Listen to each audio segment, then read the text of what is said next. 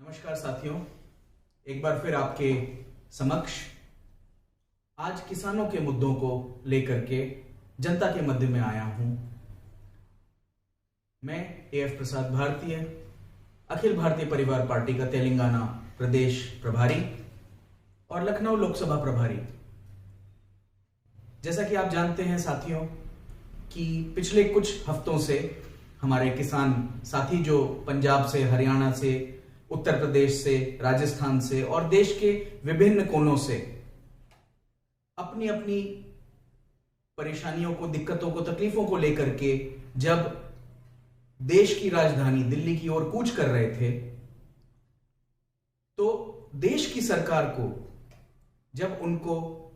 और उनकी समस्याओं को समझना चाहिए था, सुलझाना चाहिए था, सुनना चाहिए था, उस समय कड़कड़ाती ठंड में प्रदेश प्रशासन और राष्ट्र का प्रशासन जो है वो सब एक तरफा मिलकर के किसान को दबाने के प्रयास में जुटे हुए थे। कड़कड़ाती ठंड में उन पर पानी के बौछार किया जा रहा था, डंडों से पीटा जा रहा था, उनको राष्ट्र की राजधानी आने से रोकने की कोशिश की जा रही थी।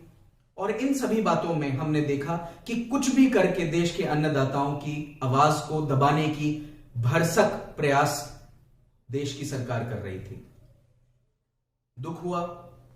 परेशानी हुई, तकलीफें हुई, मगर आखिरकार हमारे अन्नदाता देश की राजधानी नई दिल्ली पहुंचे और बहुत ही मजबूती से, बहुत ही हौसले के साथ में उन्होंने अपनी बातों को सरकार के सामने रखा है। जैसा कि आप जानते हैं कि 5 वार्ताएं हो चुकी हैं देश के शासन में और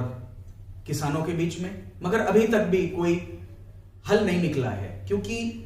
हमारा यह मानना है, अखिल भारतीय परिवार पार्टी का यह मानना है कि ये जो 3 काले बिल जो सरकार ने पास करे हैं, ये बिल्कुल ही किसान विरोधी हैं और किसानों के हितों को नजरअंदाज करने के लिए और किसान के हितों को की अनदेखी करने के लिए ये बिल लाए गए हैं। इनसे कुछ चंद बिजनेस हाउसेस को फायदा होना है और जिसके लिए ये सूट बूट की सरकार काम कर रही है। तो आज आपके समक्ष में मैं ये कहना चाहता हूं कि अखिल भारतीय परिवार पार्टी एकजुट है, किसानों के साथ में कंधे से कंधा मिलाकर के सत्ता से सवाल करने की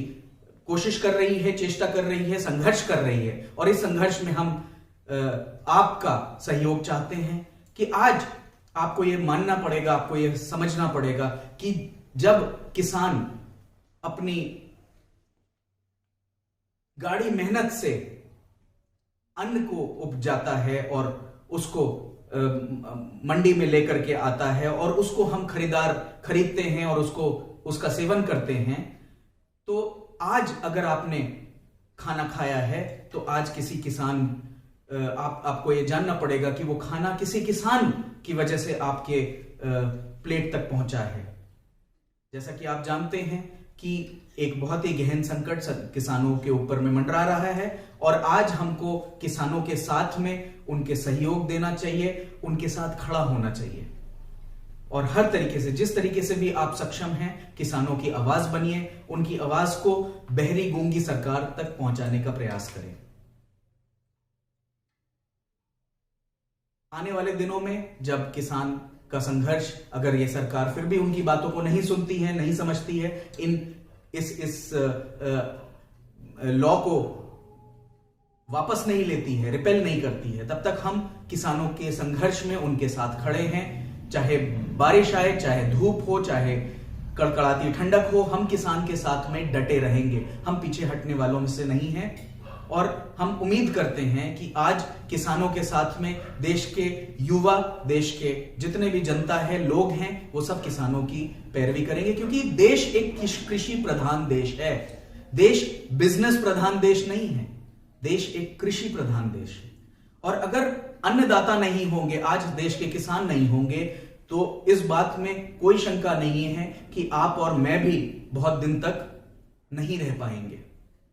और इसीलिए आपसे हम आह्वान करते हैं, आपसे फरियाद करते हैं कि आप किसानों का साथ दें, सहयोग करें और कंधे से कंधा मिलाकर के किसान एकता में अपना योगदान दें। जब और बातों को लेकर के आपके बीच में आता रहूंगा, तब तक के लिए जय हिंद, जय भारत।